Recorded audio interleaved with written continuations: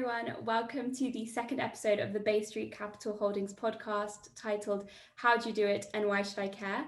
This series aims to highlight women doing amazing work in various industries. So today we are so lucky to be joined by Janine Scott, who is currently the Marketing and Communications Manager for EnPowered, an energy startup founded in Waterloo, Canada, that aims to enable users to take control of their energy, costs, asset optimization, emissions, and more. So, hi Janine, how are you? And let's get started. A little bit of an introduction, please, if you wouldn't mind. Sure. Well, like you said, my name is Janine Scott, and thank you for having me here today. I am born and raised in a little island in the Atlantic Ocean on the eastern coast of Canada called Newfoundland and Labrador. And I moved to Waterloo about 10 years ago when I started my marketing career with a company called BlackBerry. I'm sure some people have heard of that. And that's where I've gotten hooked on technology. Over the course of my career there, I've worked in several different marketing roles. And I left and did my master's in business at Memorial University. And then upon returning back to Waterloo, because that's where my husband and I decided we wanted to raise our family, I found Thomas Van Stee, who was hiring with EnPowered. He's the founder, and he was looking for a product marketing manager. And that has since morphed into all things marketing and communications at EnPowered. And of course, for me, after having some children and going and doing my master's, I wanted to work in an industry where I could make an impact. And EnPowered is really doing that both from a fiscal responsibility for enterprises, but also from helping the planet with emissions and lowering the reduction there as well. So that is how I got here today. Fabulous. Well, thank you so much for your introduction, and it's absolutely lovely to meet you. You as well, Laila. So, what inspired you to join this industry? Well, when I was doing my master's, of course, other things that are relevant right now, especially with bringing some little humans into the world, was kind of faced and masked with the decisions of what impact am I having on the planet as myself. And I started taking a lot of sustainability and business courses related to sustainable business in my master's degree. I was fortunate to have great instructors, Dr. Natalie Slawinski, as well as Dr. John Skorsky, and they were both immensely helpful in highlighting some of the challenges in business. I've learned a lot about closed loop industries and things like that. One of my projects was actually looking at the life cycle impact of having a baby in terms of, what are the emissions when you have cloth diapers versus disposable diapers? And it really depends on how long your child is in diapers, if you're curious about that answer. So when I finished my degree and I was looking to work for a company that was in technology, but was also making a difference, there were very few in Waterloo that hit all those buckets. And when I found EnPowered and spoke with Thomas and his vision about creating transparency in the energy space and educating people in the energy space, and of course, energy and electricity go hand in hand with sustainability. How can you produce and use energy in more sustainable manners? How can you incorporate renewables? How can you incorporate more clean tech in the space? And that just checked all the boxes for me. It was my marketing degree. It was with a company who was making a difference. And then I enjoy going to work every day because I know the work that I'm doing is making a difference. There's a fabulous leader from Fogo Island, Newfoundland called Zita. Her name, is Zita Cobb. And she has she's the founder of, I'm not going to get this right, but Shoreline Industries, but they are a social enterprise based in Fogo. And she says in one of her speeches, we work all day and then we go to a charity in the evening, we go to a charity event to fix the problems that our day job caused. Yeah. So I didn't want to be in that. I didn't want to be in that kind of situation. So working for a company that makes a difference in sustainability and makes a difference for our planet and helps the planet was something that would make me feel really good. And I'm very proud to work there. No, that's great. And that quote especially is so resonant, especially in this day and age. It really is. Wow. So you mentioned a few of your instructors who had such a great impact on you, but what are some of the best resources that also helped you along the way? Best resources, conversations and networking have been immensely helpful to me. People are, especially in our space when it comes to innovation in energy and tech in general, people are more than willing to share their experiences. And when you connect with those people, they're a network for you to draw on. If you have a conversation with a leader in a particular space, typically they're willing to share their experience. And through those conversations, I've found great books that have led me to certain resolutions, let's say, or certain educational highlights. I've read great papers. I've been introduced to, peer networks, women in energy networks, things like that. And if you're not willing to put yourself out there and have those authentic conversations with people who are in this, whether it's the shared mindset, shared industry, or similar struggles or challenges and similar fields in terms of, I speak with a lot of marketers, but I also speak with women in energy. If you have those conversations, you have to be open to what comes out of them. And that has been immensely, immensely helpful to me.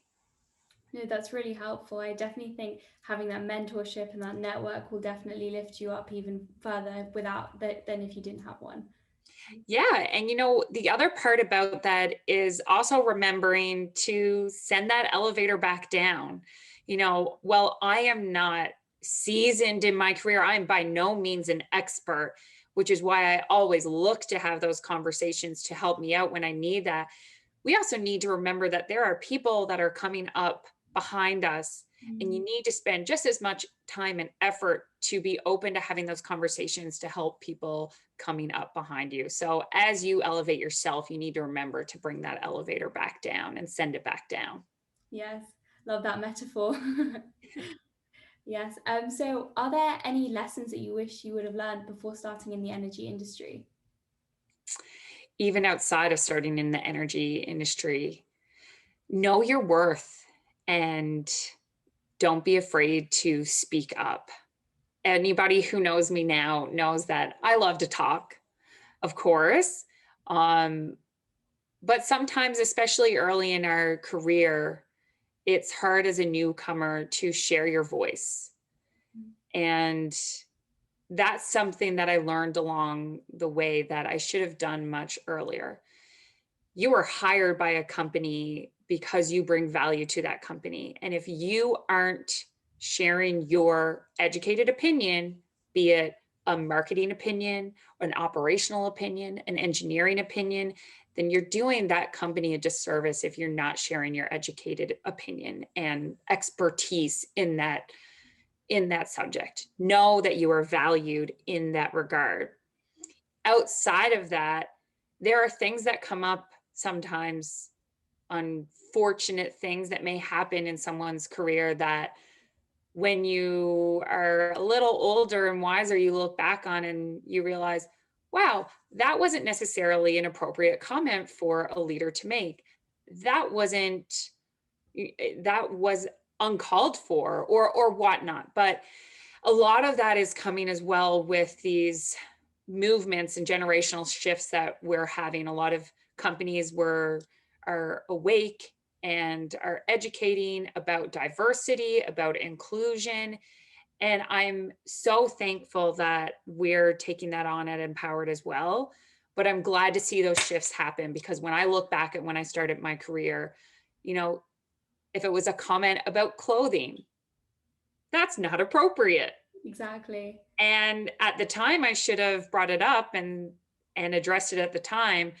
So learning as I'm older and wiser to tell my young mentees to be vocal about their opinion and to call things out as it is, would have been immensely grateful to me. earlier in my career. And a lot of that has to do with the culture and creating a culture that supports intellectual safety. So, being able to voice your opinion and not fearful and not be fearful of repercussions or things that would come down the line. Mhm. So know your value and be vocal about it. I love that. Such a poignant message. So, what is your biggest failure and what did you learn from it? Ooh, my biggest failure. I wasn't quite ready for that one, Laila. I've had a lot of failures in my life. And something that we have now as a core value at EnPowered is don't be afraid of failure. Get up, try again, especially in the tech space where you're trying so many things that haven't been presented before. Mhm. Get out, try it. And if it doesn't work, take a little bit of time to figure out why it didn't work, but don't dwell on that. Get up and move on and try something else. A lot of things at a technology company is learning from your failures. Fail, fail, fail, fail, fail, and then try again. There are things in my life that, personal or professional, that I can look back on and say, probably shouldn't have done that. But two things: I am the person I am today because of those experiences, bad or good. And when you do have that failure experience, what did you learn from that? One that sticks out in my mind quite prominently right now is I once messed up a budget because um, we had the exchange rates wrong. We inversed them. So I accidentally lost about 10 grand to a business on that one. But again, that was experience for me, because now when I am a leader at EnPowered, we look and make sure that we have the controls in place that those type of simple things don't happen, Mhm. right? Why someone who is a new grad is in charge of making sure that their budget's correct to the degree or correct to the dollar that they're being accounted for doesn't make sense. No one should be able, for example, that cell in Excel should be locked. So just making sure that people are set up for success Yeah. going forward. But large failures outside of that one, I'm sure that a micro, there are a ton of micro failures that I've had in my life that have brought me to where I am. Mm. I definitely feel like the culture around failures should change because they're definitely learning opportunities and they make you, obviously, as you said, the person you are today. Yep. Yeah. Whether it was me being an outburst of a teenager to my mother or my father, but it has gotten me where I am today. And they are learning opportunities. I think a big thing now is when people are doing feedback and evaluations with their management and with their employees, it's highlighting successes and opportunities. It's no longer highlighting, these are the things you did wrong. These are the opportunities for improvement. And, you know, some people can really dwell on what went wrong here. Why did that happen? But if you spend too much time dwelling, you can't focus on the future. Mm. So very quickly, you need to move fast. What went wrong? Okay, let's not do that. Or let's improve on it and try it again. Mm. I do think the world's changing. That is literally one of our core values of the five is, don't be afraid of failure. Yeah. We encourage it. That's a lovely work environment to be in. You just feel comfortable and you feel ready to go to work and you're not scared of that failure. Yes, it's really been empowering. Great, that's great. So what is one myth about your profession that you would like to debunk? The stage is yours. A myth about my profession. I don't know. Do you have any myths about marketing or myths about energy? Mm, What do you think? the sustainability industry, I'm not super informed about, but Mhm. I guess a common myth would be, you are just trying to stop climate change. That's your main issue, or like the main thing you're trying to tackle. Yeah, okay. When it comes to climate change, there's so many myths out there. Even the recent situation with Texas, everybody has their own glasses on, and you always have to remember of the context of where those opinions are coming from. So, someone from oil and gas might turn around and say, oh, it was the renewables fault. Someone from solar might turn around and say, oh, it was the wind's fault because they froze. But the big thing that we focus on is that as an industry, we need to come together. We can't rely on just one type of energy to bring us to the future and address sustainability at the same time. When we look at wind and solar and things like that, there are intermittencies involved in those renewable technologies. How do you address those? If you can't address them on the demand side with encouraging more flexibility, what have it, if your infrastructure in your area lags, then maybe you can't do that on the demand side. So, there has to be some baseline generation. What I'm actually curious about, and I keep my ears peeled out for, in sustainability, we talk a lot about systems analysis. So you look at it not just from the end result, you look at everything that goes into that. So when you look at renewable technologies and renewable energies, how much energy and resources were used and time were used to manufacture those windmills or the PV plates or, the nuclear plant manufacturings and the retrofits and things like that. When you look at it from A to Z, what are the life cycle impacts and what is the sustainability impacts from a life cycle for each of those sources? And maybe it would be that some are more sustainable than others. I have yet to see publications related to that. Of course, it's, some of these technologies are extremely new, so there's no analysis done on that.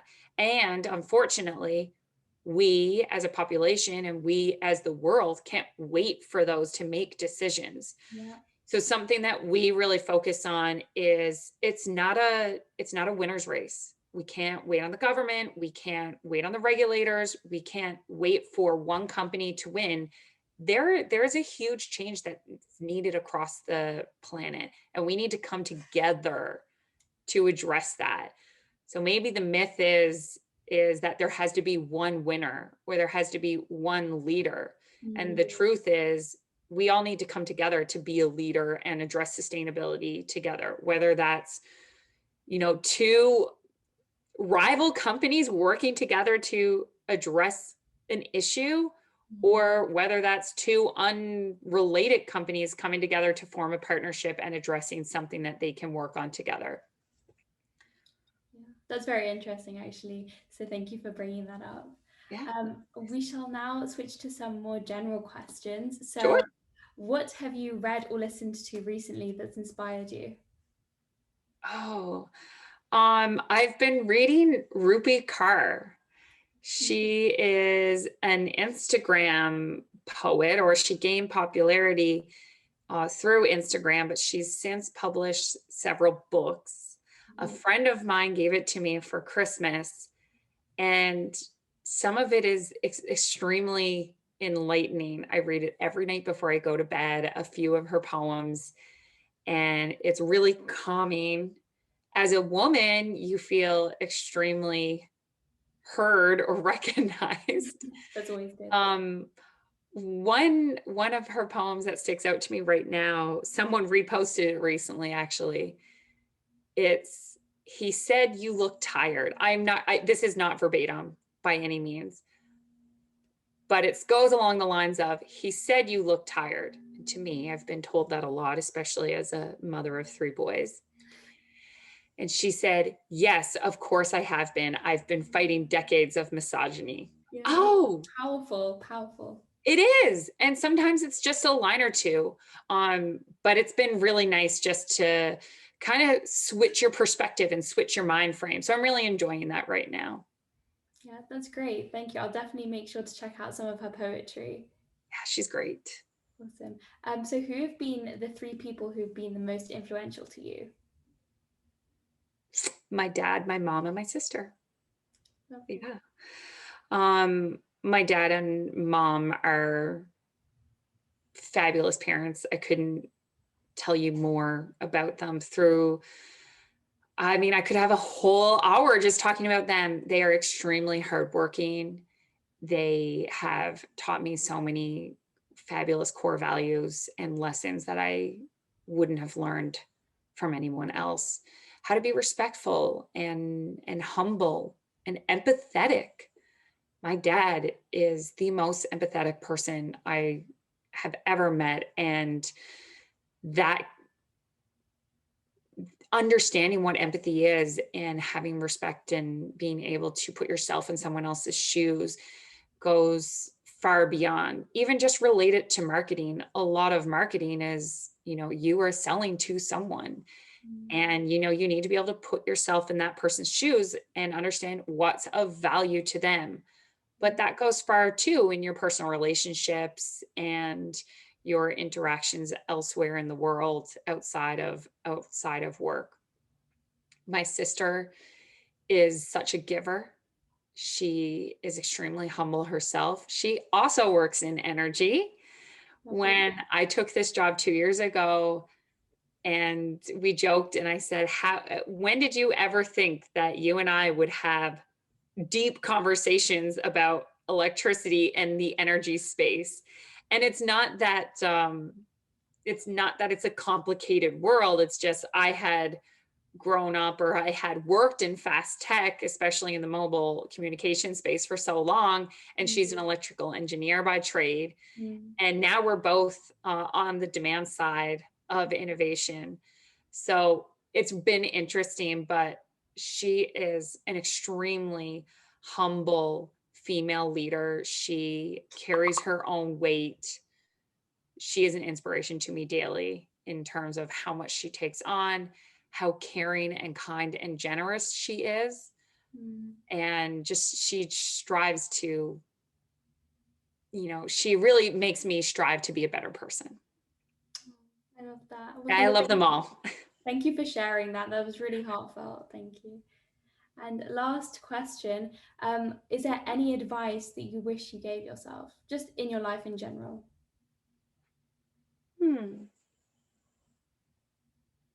In general,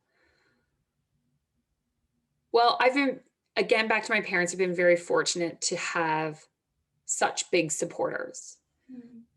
They've always believed in me and always have pushed me to do my best. So I felt extremely supported, but not necessarily entitled. I saw the value of hard work and appreciated that. Maybe something that I'm going to bring up Rupi Kaur again.